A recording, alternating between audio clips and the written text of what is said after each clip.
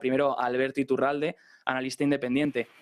Buenas noches, Alberto, ¿cómo estás? Muy buenas noches, muchas gracias, muy bien. Marc Ribes también está con nosotros, cofundador y CEO de Blackbird. Muy buenas noches, Marc. Muy buenas noches, ¿qué tal? Y por último, contamos también con Yuri Rabasa, trader financiero, analista y director del máster en forexduetacademy.com. Buenas tardes, Yuri, ¿cómo estás? Buenas tardes, Javier, Alberto, Marc, ¿cómo estáis? Buenas tardes. Os doy las gracias por estar una tarde más con nosotros, sobre todo a estas horas que ya sé que es complicado, y agradeceroslo de corazón. Hay muchas cosas que han pasado estos últimos días. Quiero intentar desglosar lo máximo que podéis aportar y el análisis que nos podáis dar de todo esto, pero empiezo con lo que siempre, la base, ¿no? Que es lo que siempre pregunto, y es qué perspectivas para los próximos meses. Voy a empezar contigo, Alberto, porque recuerdo que en la última tertulia, de hecho, nos diste un poco de optimismo a todos. Tenías una visión, a pesar de que el resto de invitados eran un poco más pesimistas, tú tenías una visión un pelín más optimista para el final de año, y quiero saber si eso se mantiene, si estás viendo mejoras, que está acompañando el precio, se están viendo reflejados. ¿Cómo lo sigues viendo para estos próximos meses? ¿Podemos tener que continúe este posible rebote que estamos viendo? Sí, va a continuar. Tal cual lo dije hace 3 semanas con tus compañeros, tal cual lo confirmé contigo la semana pasada y tal cual lo está confirmando el mercado con las subidas que hemos tenido desde nuestra última charla y obviamente también desde las charlas hace 2 o 3 semanas con vuestros compañeros. El mercado está para subir y cuanto más negativo es el sentimiento, y ya veo que lo es, porque cuando lo comento parece que hace daño mi comentario alcista, más va a subir el mercado. Interpreto que esa reacción tan violenta ante alguien, no digo por tu parte obviamente ni la de los compañeros, hablo en general en internet, esa reacción tan agresiva tiene que ver con que el sistema financiero ha engañado a todo el mundo, haciéndole vender y haciéndole recomendar posiciones bajistas, como bien sabe hacer normalmente. Cuando eso sucede, el mercado sube y mucho, de manera que no solamente mantengo mi posición, sino que la reafirmo completamente y todavía creo que el objetivo va a ser mayor. Muchas gracias, Alberto. Marc, ¿qué opinas de esto? ¿Crees que el sentimiento es tan negativo y a la mínima, no sé tú cómo lo estás viendo estos meses, si tienes la misma opinión que Alberto, qué cosas estás viendo mejores, qué cosas sigues viendo mal, o es que ahora ya hay muchas cosas que han cambiado? Vamos a ver, lo que es importante determinar es que nuestro trabajo consiste en diagnosticar cómo está el mercado para plantear la operativa, ¿no? Eso es muy importante, ¿no? Lo que no podemos hacer es confundirnos de la predictibilidad, el sesgo predictivo y pensar que podemos saber hacia dónde va, porque estamos sometidos a lo que vaya pasando, ¿no? Entonces, si las condiciones siguen en el mismo estado en el que estamos, es muy importante valorar que lo que nos está diciendo la renta variable no tiene nada que ver con lo que nos está diciendo el mercado. Ojo lo que digo, ¿no? Porque decimos, hey, ¿cómo lo cogemos esto? Muy fácil. La renta fija está en un nivel de crash que a lo mejor hemos visto 2 o 3 veces en la historia. Y el nivel de pesimismo y de sell-off, lo que marca el fin del mercado bajista, es una liquidación masiva de activos, porque esto al final es un mercado, ¿no? Y lo que hemos visto, fíjate cómo todas las divisas están en mínimos históricos, cómo la bolsa china está en los mínimos históricos. Y todo ese dinero ha ido a comprar dólar de corto plazo, con un poco de carry trade, podríamos decir, y compra el dólar a corto plazo. ¿Por qué? Pues porque el único activo que ha interesado a los grandes inversores es el bono a corto plazo. Ese sell-off, ese pico de volatilidad tan importante, yo creo que es la clave, porque fíjate que el mercado alemán no ha habido un sell-off, no ha habido un crash. Pero ¿cómo va a haber un crash si nadie ha comprado el DAX, ¿no? En los últimos 7-10 años? Lo que sí ha habido un crash es en el ARKK, que es el ETF de la disrupción. Fíjate cómo ahí vemos caídas del 80%. Y que el DAX haya caído un 25%, igual que el Bund alemán, que es el bono alemán de 10 años, es que esto es una hazaña terrorífica, es un crash impresionante. Yo no lo he visto nunca, en mis 20 y pico años de profesional. Y a lo mejor en toda la historia lo hemos visto 2 o 3 veces. ¿Qué te quiero decir con eso? Hombre, hay indicios de pesimismo y sentimiento extremo que puede levantarse el mercado. Nosotros hemos incrementado la posición. No sé lo que va a pasar, pero lo que sí te puedo decir es que el rebote tiene pinta de continuar. Lo que hemos visto hoy de reacción positiva delante de los malos datos de 2 gigantes es otro input favorable a este rebote. Y como el mercado se vaya por encima de los máximos de agosto, El mercado bajista se ha acabado y el que no haya aprovechado esta sobreventa que hemos visto estos meses y este negativismo para sumarse al rebote como mínimo, ya va tarde. O sea, que era fácil la decisión de comprar la sobreventa. Vamos a ver qué pasa, pero coincido con Alberto que creo que esto va a continuar. Luego os comentaré lo que ha dicho Mike Wilson, que de hecho ha sido uno de los analistas de Morgan Stanley que este año clavó lo que es la bajada, ahora ha dicho, se ha puesto un poco más positivo. Lo que pasa es que ha dado niveles de qué pasaría. Ha dicho que, bueno, que en principio es positivo si el mercado rebota, pero que si vuelve a perder los 3.600, que volvería otra vez a ser más negativo. Luego lo comentamos porque también ha habido una disparidad de lo que dice Goldman y a ver qué opináis de esto, porque tengo una visión ya un poco complementando, ya no solo mirando el corto plazo o el medio plazo, sino también qué podremos esperar un poco Outlook 2023, ¿no? Yuri, aprovecho para preguntarte lo que han comentado los compañeros. ¿Cómo lo ves? Si quieres a nivel técnico también comentarnos, este posible rebote, ¿tiene fuerza de mantenerse para final de año? A ver, lo que está claro es que el rebote está ahí. Es decir, técnicamente ya veníamos avisando en las últimas semanas de que se veía un cierto suelo de medio-corto plazo, ¿vale? Tanto como para considerar que técnicamente es un rebote de mayor magnitud. Yo creo que ahí todavía no estamos, por lo menos en cuanto a cotización de los mercados.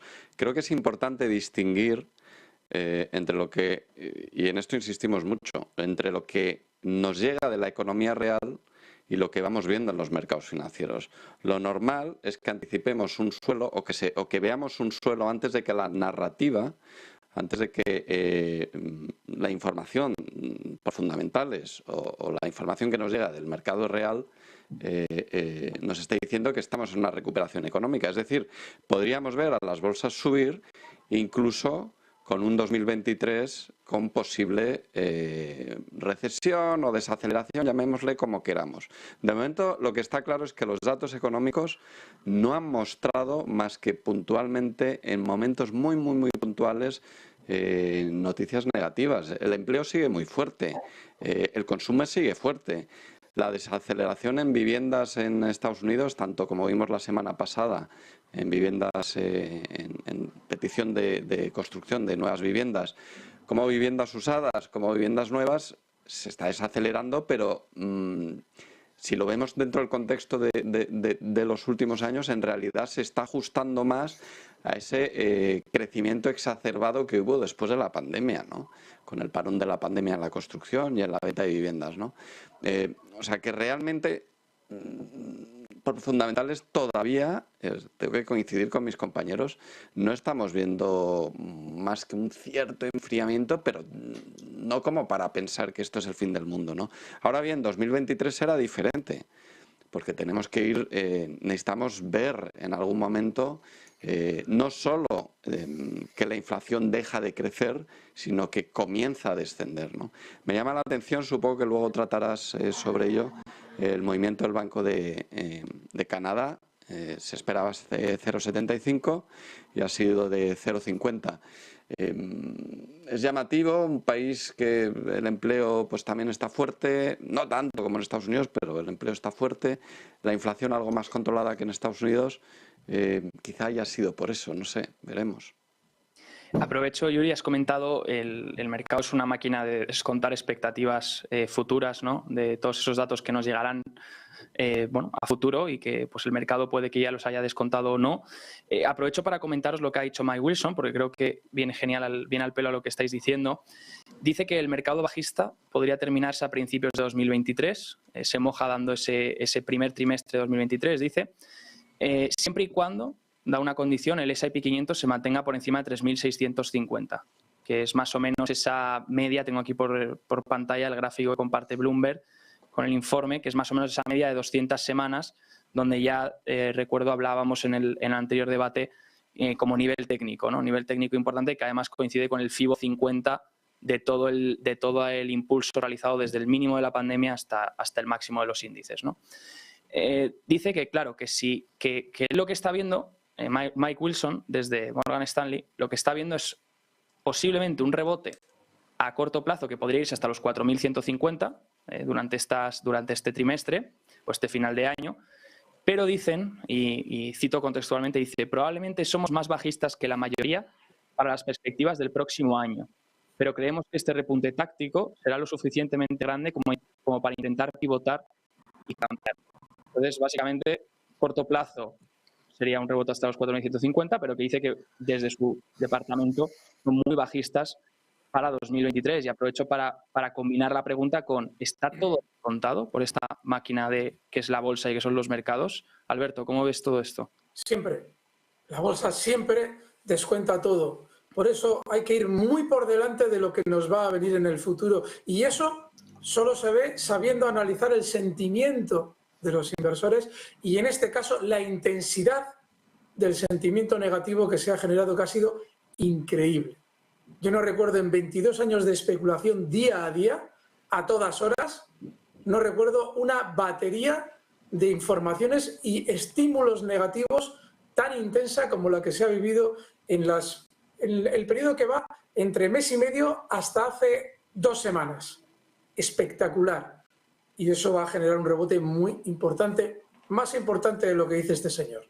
Ha dicho 4.150 en el S&P, veréis, será superior. Alberto, te aprovecho para preguntar, ¿hay algún indicador o alguna forma que tú uses para medir ese sentimiento o es simplemente sentido común y de lo que observas de las noticias, de los medios económicos? Por un poco... Sí, es extraordinariamente técnico, tendría que entrar muy al detalle. Tiene que ver con los movimientos que se realizan en los suelos y con las disminuciones de volatilidad. Lo explico. Tanto en los movimientos bajistas como en los suelos se produce una volatilidad altísima en los índices, altísima. Y cuando estamos los especuladores intradía, como yo, bueno, no intradía puro y duro, pero muy rápidos del mercado, tenemos ese parámetro siempre muy vigilado porque los métodos de especulación tienen que ir variando en función de esa volatilidad.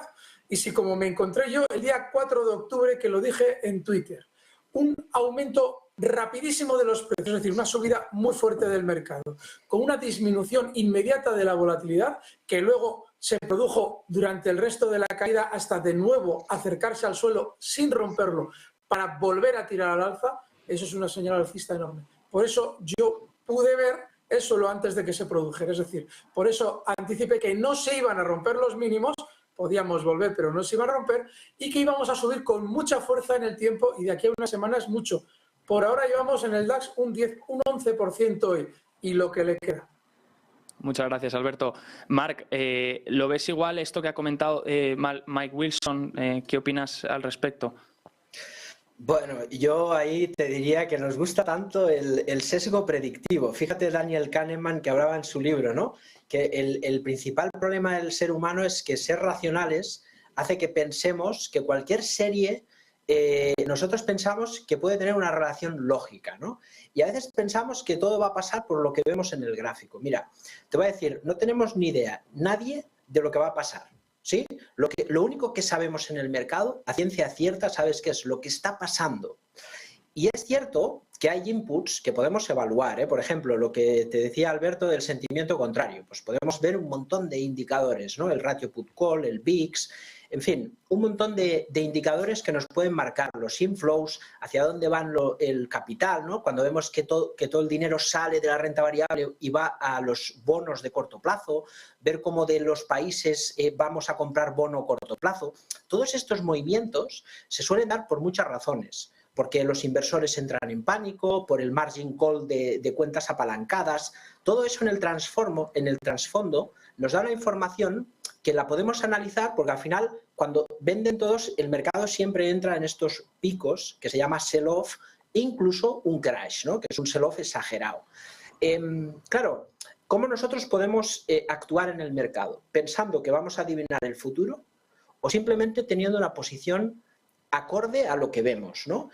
Hombre, lo que nos dice en este caso el analista es si el mercado pierde mínimos va a caer y si no el rebote pues sube 4.100. Hombre, pues cierto, yo también podría decir eso. Lo que sí te puedo indicar es que vemos cosas como el Dow Jones Consumer Services, el Dow Jones Industrials, el Healthcare, que no están marcando mínimos decrecientes, que esas industrias tienen sus componentes que confirman eso. Esos son inputs que marcan que el mercado está girando. Como decía Alberto, el mercado descuenta todo lo que sabemos, ¿no? Y lo que no sabemos no, con lo cual todo puede cambiar. Pero sí que esas sensaciones son ciertamente positivas de que el mercado va a intentar un rebote. Yo creo, mi opinión es un poco como Alberto, ¿no? Que el mercado va a rebotar más allá de los 4.100 por todo esto que te comento, porque la figura del mercado es muy positiva. Incluso lo de hoy, el rebote de hoy es para decir, vamos a ver cómo reacciona hoy el mercado. Oye, el comportamiento de hoy del Dow Jones subiendo con la caída de Google y Microsoft es otro input muy favorable a que este rebote va en serio. Ahora, vamos a ver qué pasa. Yo creo que los pronósticos de los analistas hay que dejarlos ahí y dejarlos. No sirven para nada, solo para condicionarnos y sacarnos un poco la expectativa. Mira, muy rápido, en 2008, Stephen Roach, que trabajaba en Morgan Stanley, yo estaba trabajando allí, 2007, antes del crash, y yo me leía todos sus informes y de pronto desapareció. Y era muy catastrofista. Lo mandaron a China a ser el analista en jefe de Asia. ¿Y sabes por qué? Porque era negativo, era pesimista. Y nadie quería escuchar el pesimismo de Stephen Roach. Y al final acertó y hoy es un ídolo. Quiero decir, hay que quitarse el estereotipo de coger las previsiones. Nadie sabe lo que va a pasar. El trader solo sabe lo que pasa y actúa en función de los acontecimientos. Muchas gracias, Marc. Buena conclusión. Además, has comentado algo interesante, que se veían, esto que has dicho del Dow Jones, con Google, Microsoft cayendo hoy fuerte. Es verdad que en los últimos días yo personalmente he notado una mejora en la amplitud, ¿no? Se ven algunos indicadores. Hoy, por ejemplo, tenemos los índices, el Nasdaq Composite y el S&P en negativo, por lo menos a principio del programa. Y aún así veíamos que el ratio de empresas que suben versus el que bajan casi es del doble. Entonces tenemos como un mejor comportamiento global de lo que son el total de acciones, pero a lo mejor las de gran capitalización pueden ser las que aprieten ahora y sea por eso hoy que estamos teniendo un día negativo, cuando en realidad hay muchas empresas más avanzando, ¿no? No sé, y si complementando un poco lo que ha dicho Marc y Alberto, ¿cómo lo ves tú esto? Pues mira, yo tampoco soy de predicciones, soy de plantear escenarios más o menos probables y dentro de ellos plan A, plan B, plan C y a partir de ahí estrategias de actuación, ¿no? Creo que ahora mismo lo más probable en el momento en el que estamos, en el S&P 500, en el Nasdaq, es que continúe una subida de corto plazo, con ciertas correcciones, porque el mercado nunca se mueve en línea recta, ¿no? El mercado descuenta todo toda la información que tenemos, no la que no tenemos, y suelen aparecer nuevas informaciones que no conocemos, porque la vida es así de compleja. Y eso es lo que me lleva a mí a intentar no hacer predicciones, a pesar de que el cuerpo también me pide hacer predicciones, ¿no? Lo más probable es que suba, vaya realizando correcciones, se acerque al 4.100 y luego veremos. Yo creo que hasta que no supere el 4.300 no podemos decir que hemos tocado suelo. Por lo menos es mi posición como analista técnico. Creo que técnicamente no podemos plantear que hemos tocado suelo hasta que ese nivel no sea superado, porque mientras tanto únicamente estaremos en la corrección del último tramo descendente que viene desde finales de agosto aproximadamente, ¿no? Lo que ha dicho Wilson respecto a 3.650, claro, es que ahí está el doble suelo, aproximadamente en 3.550, 3.600, ¿no? Si se perdiera el doble suelo, técnicamente sería continuación de la tendencia, ¿no? No nos dice gran cosa, ¿no? Pero a la hora de... Lo difícil del análisis es encuadrarlo dentro de un marco temporal. Porque que algo va a subir o que algo va a bajar, pues al final es cuestión de tiempo, ¿no? ¿Cuánto tiempo tenemos, no? Pero ser precisos en el cuándo, ahí es donde podemos cometer los errores en nuestra predicción. Una variable que nunca conoceremos, ¿no? El tiempo de como los value, ¿no? Que cuando compras una acción, pues bueno, pues puede estar infravalorada, pero nunca sabes la variable T, que es cuándo estará el precio que debería tener. Aprovecho para cambiar de mercado. Bueno, vámonos al mercado de la vivienda para preguntaros opiniones. No sé si aquí optimismo, más pesimismo. Tenemos las hipotecas, se ha actualizado hoy el MBA, la hipoteca media a 30 años en Estados Unidos por encima del 7%, 7,16 la media más o menos. hemos visto la caída de nuevas viviendas, cayendo este mes un menos 10%, menos 10,9%. ¿Cómo estáis viendo el mercado inmobiliario? Ya no solo en Estados Unidos, si queréis profundizar en otras regiones donde a lo mejor hayáis visto cosas interesantes. Alberto. Se está viviendo algo muy parecido a lo que veíamos en el año 2006.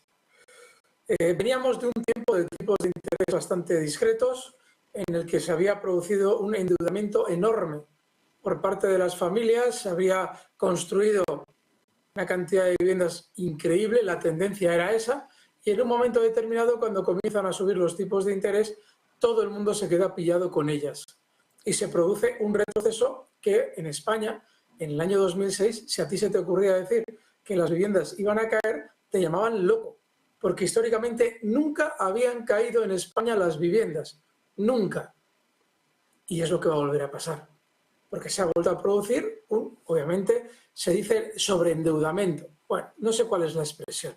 Eso de vivir por encima de nuestras posibilidades también me suena extraño, porque si puedes, si estás viviendo es porque puedes. Otra cosa es que el sistema financiero tenga sus picardías, y en este caso las tiene. ¿Cómo la ejecuta? Muy sencillo. Durante los tiempos de bajos tipos de interés, emite y permite hipotecarse a todo el mundo con bastante poca vigilancia efectivamente de la solvencia. Y luego a partir de ahí es muy sencillo. En el momento en el que suben los tipos de interés, se va ralentizando la venta de pisos, eso hace que los pisos bajen y volvemos exactamente al mismo escenario que vivimos en los años siguientes al 2006. 2007, 2008, 2009 hasta 2010, 2012. Así es que yo creo que sí, que van a caer los precios de los pisos, pero por lógica financiera de los tipos de interés. Gracias, Alberto. Marc, Gracias, Alberto. ¿Lo ves tú de la misma forma, Marc, esto que nos ha comentado Alberto?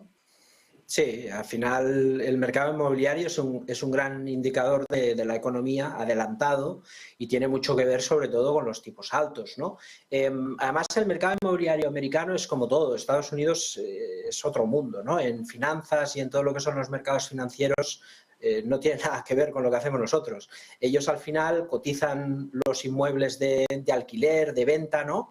Y eso, todos los brokers pueden comercializar esos productos como nosotros lo hacemos con las acciones, ¿no? Y eso le da mucha liquidez, mucha transparencia y además mucha volatilidad al mercado, ¿no? Aquí la volatilidad no existe porque a veces no sabemos ni lo que vale nuestro activo. Y eso al final, pues bueno, la gente pues a veces va pagando a trancas y barrancas y eso hace como el mercado más... Pero sí que es cierto que lo vivimos en 2008, ¿no? Lo que decía Alberto, que después del crash pues aprendimos que también ese mercado es arriesgado, ¿no? Y hoy en día, tal y como están los tipos y tal y como está la inflación, pues lógicamente todo eso va a tener un saneamiento, ¿no? Las hipotecas de muchos inversores que están comprando con esta subida de los tipos de interés, es que podemos estar pasando cuotas no sé, de $500 a $1.000, ¿no? O a $1.200. Y eso alguien, pues a lo mejor lo puede pagar, pero mucha gente no. Y eso es un problema. No estamos en el 2007, pero sí que estamos en un mercado bajista de los tantos que ha habido del mercado inmobiliario. Y eso, lógicamente, va a continuar mientras la economía pues, se siga ralentizando y los tipos sigan subiendo, ¿no? Así que sí, seguramente seguiremos viendo penalización en el mercado inmobiliario americano, especialmente. Gracias, Marc. Yuri, ¿cómo lo ves tú? Bueno, a la hora de analizar el mercado inmobiliario es muy importante distinguir por países, ¿no? O sea, no tiene nada que ver el mercado americano con el español, por ejemplo. Más que nada porque la legislación, la puesta en mercado de nuevo suelo o de nueva vivienda es completamente diferente, ¿no? Aquí la restricción de oferta es enorme, cuesta muchos años sacar adelante suelo y demás. Y también el acceso a crédito durante los últimos años ha estado bastante más restringido por cuestiones regulatorias que a lo mejor en Estados Unidos. Además, lo que ha comentado Marc, ahí es mucho más líquido y el mismo hecho de que sea obligatorio hacerlo a través de brokers, de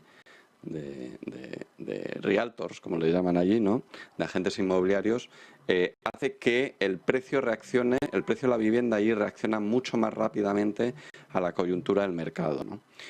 Ahora mismo ahí están en un contexto de desaceleración del crecimiento de precios, pero siguen todavía en cifras elevadas está desacelerando. Estaban hace bien poco en 20 y tanto % anual de crecimiento medio, ahora están más cerca del 14-15%, e irá frenando, pero todavía tendríamos que ver mayores caídas en el precio de la vivienda en Estados Unidos. Es decir, creo que esa tendencia va a continuar, pero posiblemente tengamos que ver primero una caída en los datos de empleo antes de que eso se produzca. Creo que algo estuvimos comentando también la semana pasada a este respecto. Va a estar muy relacionado el comportamiento del empleo en Estados Unidos con lo que luego vaya viniendo por parte del mercado de la vivienda, ¿no? Es verdad que se están encareciendo muchísimo la hipoteca media en Estados Unidos, se va a ir encareciendo más. Pero de momento los datos sí que estamos viendo cierta desaceleración. Hablas de viviendas nuevas, el dato que ha salido es ligeramente mejor de lo esperado, pero yo creo que eso no es lo importante, porque acertar en la cifra por parte del consenso, en una cifra tan amplia, pues es muy complicado, ¿no? Pero la tendencia sigue siendo descendente, ¿no? En la venta de viviendas nuevas. Y luego una cosa muy importante que también comenté la semana pasada, la decisión de compra de una vivienda es una decisión de más largo plazo. No es como ir al supermercado, comprarse unas zapatillas nuevas. Yo creo que los datos de consumo van a actuar con muchísima más agilidad. Los datos de consumo todavía están siendo fuertes, relativamente fuertes. Hablaremos luego, supongo, de los inventarios. Y bueno, pero lo normal, o sea, técnicamente, desde un punto de vista teórico, suben tipos de interés, el precio de la vivienda tendría que bajar también el número de operaciones que se realizan, pero hasta cierto punto. Veremos en qué magnitud. Tanto como para que en Estados Unidos podamos ver decrecimientos en el precio de la vivienda, es posible, pero tienen la capacidad, aquel mercado de vivienda tiene la capacidad de recuperar también con muchísima rapidez. No como aquí, que cuando los precios caen lleva tiempo recuperarse, pero cuando suben lleva tiempo también caerse. Y por cierto, aquí en España hay muchas islas, muchos mercados concretos, como puede ser determinados centros de determinadas viviendas y demás, que van a tener mucha más resistencia a caer en precios, ¿no? Porque en los últimos años se han realizado muchas menos actuaciones promotoras. Pues nos quedamos con este análisis. Gracias, Yuri. Gracias a los tres por darme vuestra opinión. Aprovecho para pasar a otro tema. Bueno, han publicado resultados las grandes empresas, sobre todo ahora están tocando esta semana las grandes tecnológicas. Hemos tenido Google, pasa de un 41% de crecimiento año a año en el tercer trimestre de 2021 a un 6%. Los márgenes operativos caen del 32 al 25%. El EPS también baja. Si luego vemos por el lado de Microsoft, es también el tema, sobre todo el impacto divisa, es el que se ha hablado mucho, tanto en el crecimiento de la parte de cloud como en el crecimiento total. ¿Cómo estáis viendo? Quería mostraros este gráfico porque lo comenté en el programa hace unos cuantos meses, me pareció muy interesante. Es un gráfico de Long View Economics y Macrobond, y lo que muestra es esas acciones, las megacaps, ¿no? Las 10 más grandes en capitalización bursátil, en línea roja. El forward PER, ¿vale? La medida de valoración a 12 meses vista del múltiplo que pagamos por los beneficios.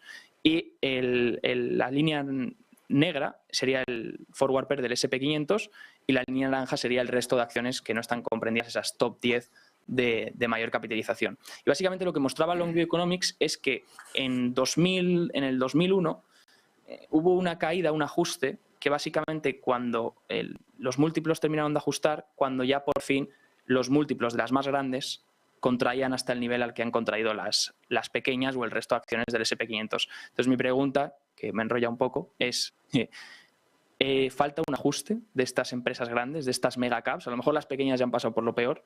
Comentabas antes, Marc, ciertos temas de esto, de que ciertas empresas están avanzando, mientras que las grandes, algunas están cayendo hoy. ¿Cómo lo veis esto, Alberto? Bueno, entrando por la parte de los resultados que hoy se han publicado Google y Microsoft, hay algo muy importante, y es que de todos los índices, si vamos a los dos americanos que no son tecnológicos, se ve claramente que sus figuras de vuelta están mucho mejor formadas que la del Nasdaq. Para que el Nasdaq, el tecnológico, pueda rebotar con fuerza, se necesita también generar un sentimiento negativo específico, porque al no haber dibujado figura de vuelta, en el sentido de que globalmente el pánico se ha generado sobre todo al inversor tradicional, no al tecnológico, pues lógicamente es un mercado destinado a subir menos, el del Nasdaq, por tener un menor sentimiento. Bueno, pues es lo que está sucediendo ahora mismo, lo están solucionando. Están generando también sentimiento negativo en los valores tecnológicos, que es lo que abonará también rebotes dentro de ese índice Nasdaq, lógicamente al abarcar a la mayoría de valores tecnológicos. El hecho de que se vayan a compensar, sí, claro que se compensan. El problema lo tenéis con que para saber si va a ser rentable operar en función de que se compensen esos excesos de previsiones, pues obviamente eso es tremendamente inoperativo, es decir, es muy difícil aprovechar en el mercado. Tú cuando tienes, por eso, cuando me preguntabas antes cuál es mi visión, yo digo alcista, porque yo a la hora de intervenir en el mercado tengo que comprar o vender. Vender hablo de ponerme corto o mantenerme fuera, pero tengo que tener una opinión. Y en esas comparativas que incluyes, que están fenomenal porque nos ayudan a comprender el mercado, se produce una dificultad y es que eso no lo puedes aprovechar tú operativamente en el mercado. ¿De acuerdo? Es decir, sí, se va a compensar más, es decir, se va a tender a igualar más eso, pero ¿cómo lo aprovechas tú en la bolsa? Una personalidad pragmática como la mía lo observa, aprende o intenta aprender, pero luego te dice, ya, pero yo esto no lo puedo aprovechar. Gracias, Alberto. Marc, ¿cómo lo ves tú? Sí, a ver, respecto de los resultados que hemos visto, estamos conociendo, y respecto del gráfico que ponías, ¿no? De cómo se abaratan y tal. Oye, primero lo que nos dice el gráfico es que las compañías de gran capitalización se encarecen más, ¿no? Y eso siempre pasa porque al final es como un círculo vicioso, ¿no? Las compañías que capitalizan más son porque también hay más subida y eso hace que tengan más capitalización. Y hoy en día hemos visto auténticas locuras, ¿no? Al final miras el sector automóvil y dices, joder, está muy alcista, y quitas Tesla y es otro mundo, ¿no? Entonces, al final el mercado siempre tiene dinámicas, por eso se mueve en tendencia y podemos a través de los precios más o menos ver qué piensa el mercado, ¿no? Y en cuanto al abaratamiento, hombre, es normal, después de las correcciones fuertes que hemos vivido, también puede haber una contracción de los múltiplos. Bueno, pues porque no se espera que caigan tanto los beneficios, pero sí que es cierto que al final yo creo que el escenario que se plantea en el futuro es un cambio, porque las compañías growth, las de crecimiento, que al fin y al cabo son las que más han subido los últimos, pues fíjate, desde el 2009 te diría, es porque los bajos tipos de interés fomentan que ese tipo de compañías crezcan más. Y de hecho se ha hablado mucho de la zombificación de la zona euro, ¿no? Que era eso. Oye, si los tipos son negativos, cualquier cosa es mejor que pagar para que me guarden el dinero, ¿no? Voy con un PowerPoint, me dejan dinero. Y claro, hay la burbuja de la disrupción. Todo era disrupción y cualquier cosa sale a bolsa, venga, 100.000 millones de dólares. Claro, esto no se cogía de ningún lado. Claro, ahora estamos en un escenario de inflación, ¿no? Y aquí el debate, yo creo que hay una cosa muy, muy perniciosa que la pongo encima de la mesa y que seguro hablaremos en los próximos años, ¿no? Que es, los gobiernos están aprendiendo una cosa muy peligrosa. Y es que ese miedo que teníamos sistémico a que solo el Banco Central puede solucionar los problemas, hemos llegado al punto de saturación. Es decir, los bancos centrales llegan a un nivel de deuda y de expansión que está saturado. En cambio, los gobiernos, a través de la urgencia del COVID, la urgencia de la guerra, están aprendiendo que ellos pueden dirigir la creación de moneda hacia donde ellos quieren, que es lo que les da votos. Fíjate que el gobierno perdía votos porque el Banco Central decía, hey, Rajoy, baja sube los impuestos y recorta el gasto público. Y ahora el gobierno ve que puede tomar decisiones populares, ¿no? Sanidad, defensa, cambio climático, con una cosa que es genial. Fíjate que es la garantía de los préstamos. En Italia el 100% de los préstamos nuevos garantizados por el Estado. Y en Europa estamos hablando del 70%. Un Estado tan endeudado que ve como garantizando los préstamos puede pasar la deuda al sector privado es darle la manija del poder creación de moneda. Y ahí los bancos centrales lo tendrán difícil, porque el gobierno luego tiene el segundo problema, que es ¿cómo voy a pagar la deuda? Con bajos tipos de interés y deflación, ni hablar, solo con la subida del PIB. ¿Y cómo subo el PIB? Con inflación. Con lo cual, yo creo que los gobiernos tienen la manija para dirigir la expansión crediticia a través del respaldo de los créditos y vivir en un entorno de inflación de muy largo plazo de 4 o 6%. Eso es algo que se empieza a hablar y que se empieza a ver y que tiene mucha lógica, porque es que los estados están quebrados financieramente y se sujetan, pues mira, pues digamos, sepultando la riqueza de las próximas generaciones. La inflación es la única manera que existe de pagar esta deuda. Y yo creo que por ahí todo eso va a fomentar que veamos una rotación a la industrialización de Europa a Estados Unidos y una rotación del growth al value. Lo que hemos vivido en los últimos 30 años pues será muy diferente a lo que viviremos los próximos 30. Qué bueno, Marc. De hecho, algo que has comentado muy interesante es el tema de... Algo interesante que has comentado es el tema de cómo se ha ido retroalimentando estas grandes empresas, estas empresas growth. También quiero añadir por el tema de la inversión pasiva, que no sé si estás de acuerdo, que al final por ese efecto de capitalización bursátil, pues por eso mi objetivo era compartir esto para ver qué opiniones teníais de que a lo mejor ese exceso en las megacaps tenía que limpiarse antes de poder terminar con todo esto y de que realmente haya miedo en el mercado justo para esa categoría, ¿no?, de megacaps, que uno puede aprovechar, pues yo qué sé, poniéndose largo en small caps y corto en las mega, ¿no? Yuri, ¿cómo ves tú todo esto, este posible ajuste de las grandes que pueda faltar o este posible miedo? Es que lo ha resumido también Marc, que me ha dejado poco balón para tocar, porque lo ha explicado muy bien y totalmente de acuerdo. Es decir, creo que lo que puedo añadir es que debemos distinguir las emociones del corto plazo que se producen a la salida de este tipo de noticias, que muy a menudo pueden ser excesivamente irracionales. Es decir, no podemos valorar la trayectoria futura de Google o de Microsoft simplemente por estos últimos resultados, ¿no? Creo que es excesivo, es exagerado, ¿no? Creo que conviene esperar unos días para ver el comportamiento técnico final, descontando ya de esas emociones qué es lo que ocurre, y para el caso de Microsoft, pues bueno, necesitaríamos ver un nivel de precio por encima de aproximadamente 250 para pensar que está rebotando, y para Google pues verlo por encima de 103, 104 aproximadamente, ¿no? Han abierto con gap bajista, bien, pues vale, pues ruido de corto plazo, emociones. No es la primera vez que vemos, y en el 2001 lo vimos muchísimo, no es la primera vez que vemos reacciones excesivamente emocionales a un dato trimestral de resultados de una de estas compañías. No obstante, en el largo plazo el growth efectivamente pues se va a ver perjudicado en rendimientos respecto al value, no cabe ninguna duda. Altos tipos de interés, el growth, había muy poca aversión al riesgo o ninguna, porque había que pagar para prestar el dinero a los estados, ¿no? Por lo tanto, ante ese escenario, pues invertías casi en lo que fuera, ¿no? Con tal de que te diera algo y sin tener mucho en cuenta el riesgo. Y de aquellos polvos vienen estos lodos, vienen estas correcciones que en algún momento tendrán que terminar, porque efectivamente empezamos a ver ya pues valoraciones mucho más atractivas, y Google sigue siendo Google, sigue teniendo una posición dominante en el mercado en muchos aspectos, y Microsoft no digamos, ¿no? Cuasi monopolio en muchos otros aspectos, y eso no ha cambiado, su posicionamiento estratégico no ha cambiado. Por lo tanto, creo que sería más un debate de growth o value que simplemente pasar a evaluar el largo plazo de estas dos grandes compañías simplemente por los resultados de hoy. Efectivamente, Yuri, gracias por recalcarlo. Aprovecho para preguntaros, ya que se nos acaba el tiempo, sobre lo que ha hecho hoy el Banco Central de Canadá, esa subida de 50 puntos, se esperaban 75. El gobernador ha dicho, llegaremos al final de las subidas de tipos, nos estamos acercando, pero aún no estamos ahí.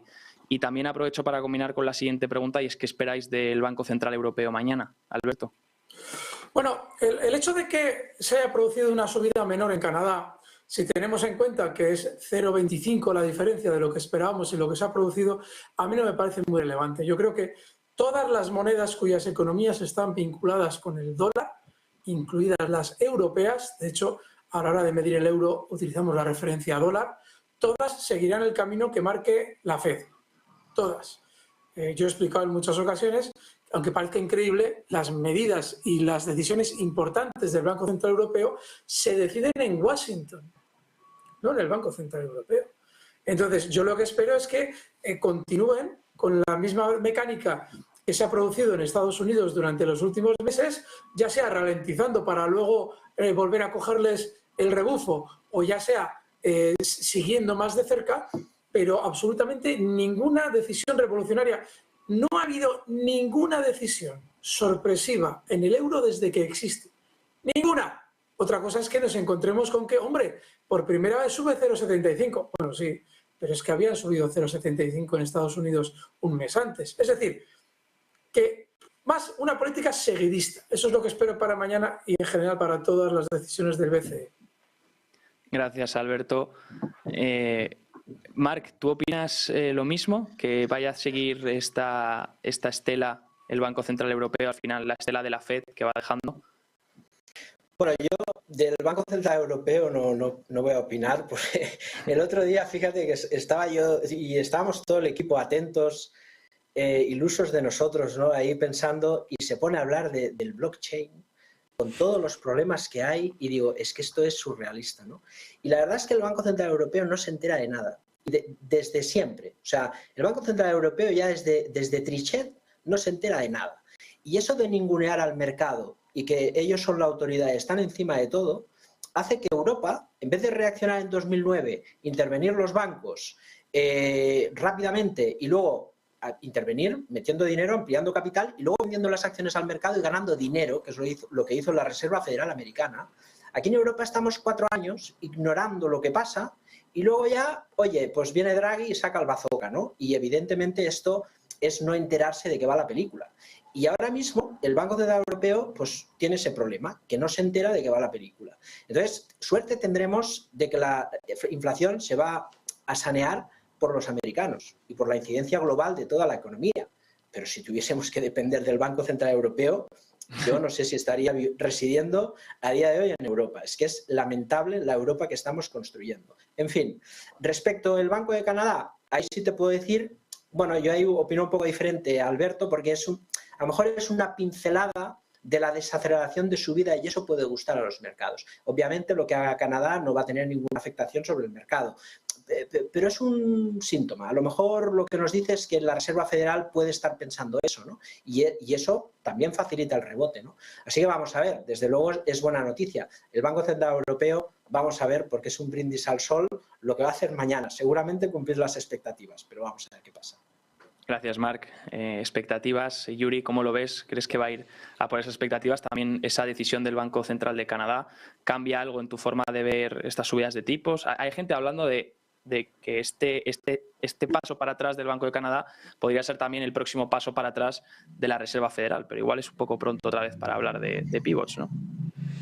Sí, es casi una asociación inevitable, ¿no? Pero lo cierto es que quien lidera los movimientos sigue siendo la FED y ellos tienen la inflación ligeramente más controlada que Estados Unidos, ¿no? Quizás están reservando algo, como tiene ese margen adicional de inflación, quizás están reservando algo.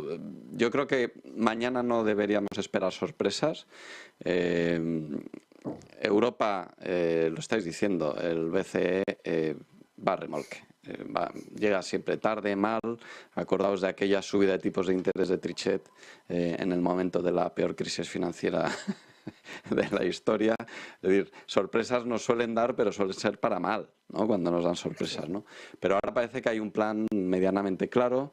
Puede que haya alguna desviación, pero no es probable. Todavía le queda mucho margen de subida de tipos.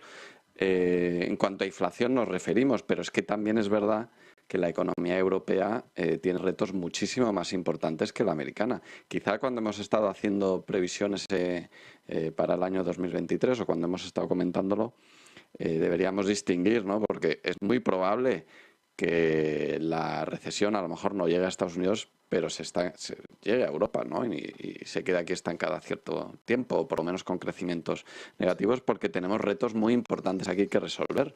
Gran expansión en política monetaria durante estos años, histórica, durante décadas, y las políticas fiscales, con cualquier excusa, como ha dicho Marc, siguen creciendo.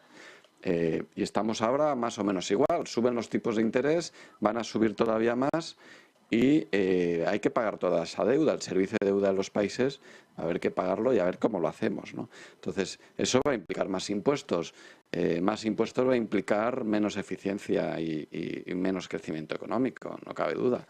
Entonces, ahí tenemos distintos retos por ver, pero si me preguntas por lo de mañana, yo creo que no deberíamos esperar sorpresas. 0,75. Muchas gracias, Yuri. Aprovecho, nos quedamos ya sin tiempo, pero os pido, no quiero irme sin vuestra opinión sobre otro dato que hay mañana importante. Os pido lo más posible, lo más breve posible, perdonad, si es posible, porque tenemos ahora ya tenemos ahora ya el siguiente compañero del programa. Se espera para mañana, el modelo del GDP de Now de Atlanta acaba de actualizar para mañana el PIB estadounidense, tercer trimestre, se espera un 3,1%. Es una barbaridad de cambio. Los analistas de Wall Street esperan por encima del 2% más o menos. ¿Cómo estáis viendo esto? ¿Tenéis alguna opinión sobre el dato de mañana del PIB del tercer trimestre? Alberto, ¿cómo lo ves? Muy breve. No conozco ni tengo una orientación de cuál puede ser. Lo que es muy importante es que se interprete de manera negativa. Es decir, que se interprete en función de un decrecimiento o una ralentización. Eso es maravilloso para los mercados. Perfecto, gracias, Alberto. Marc, ¿opinas lo mismo? Bueno, se espera, sí, en torno a un 2,4%, menor al dato que dabas, creo. Pero bueno, vamos a ver, si es un dato peor de lo esperado, también pienso que será bueno para las bolsas, porque todo eso tiene el trasfondo de los tipos de interés, etcétera, etcétera. Así que vamos a ver, vamos a ver. Buen detalle, el de malas noticias son buenas noticias, ¿no? Ahora, aunque a mí en mi casa me enseñaron que las malas noticias siguen siendo malas siempre. Pero bueno, Yuri, ¿tú cómo lo ves? En bolsa no. En bolsa no. No, en los mercados financieros a veces el mundo es al revés, ¿no? Pero fíjate, desde finales de septiembre el GDP Now ya nos daba datos por encima del 2%, ¿no? Quizá esto sea el ingrediente que hace falta para que nos convenzamos de que el mercado ya lo tiene todo descontado, ¿no? Y de que posiblemente el suelo esté más cerca de lo que creemos. Pues muchas gracias. Nos quedamos con estas conclusiones, con el análisis que hemos tenido de estos tres profesionales. Os doy las gracias una vez más por estar con nosotros en Negocios TV y que tengáis una muy buena noche. Gracias, fuerte abrazo. Gracias, un abrazo. Chao. Nos despedimos de Alberto Iturralde, analista independiente, Marc Rives, co-founder y CEO de Blackbird, y Yuri Rabasa, trader financiero, analista y director del máster en trading financiero de Forex Duet Academy. No olviden buscarles en sus redes sociales para seguir teniendo más contenido de ellos. Vamos a ir un segundo a publicidad